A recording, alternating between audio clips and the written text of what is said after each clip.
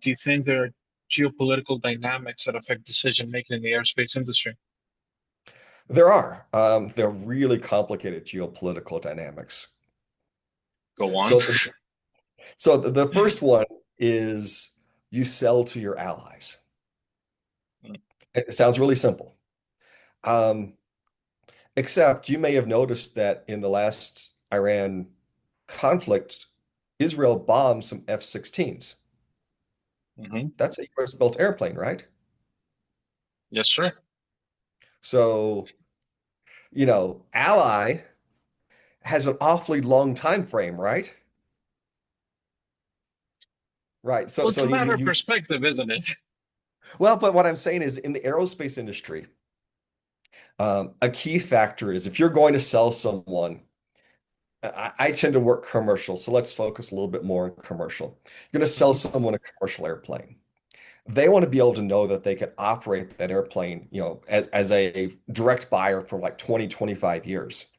If there's a geopolitical fallout between the United States and that country, the US puts them on an embargoed list, all of a sudden they can't get airplane parts.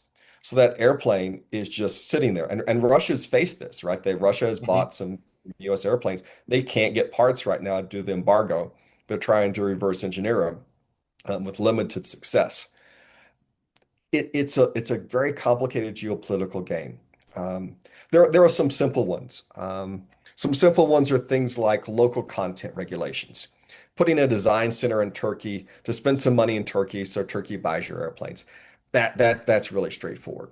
Um, but the big questions are, how do I structure these deals, especially as someone who does not make the airplane, so that I can have a reasonable assurance that I'm going to get the product life that I expected.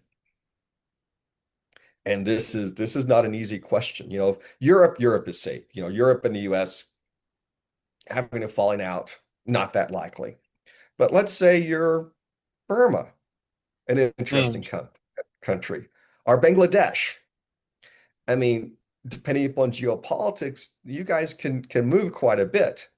And if you're Bangladesh, do you buy, some Airbus, some Boeing, and then do you take the risk of picking up some Comac just because, hey, if I run afoul of the US and EU, at least, I've got the Comac airplanes and China just wants my money.